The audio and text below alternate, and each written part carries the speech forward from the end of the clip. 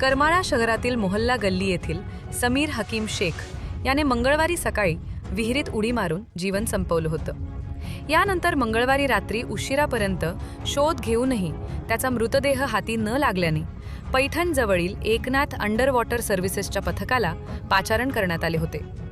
या पथकाने बुधवारी सकाळी समीरचा मृतदेह शोधून काढला।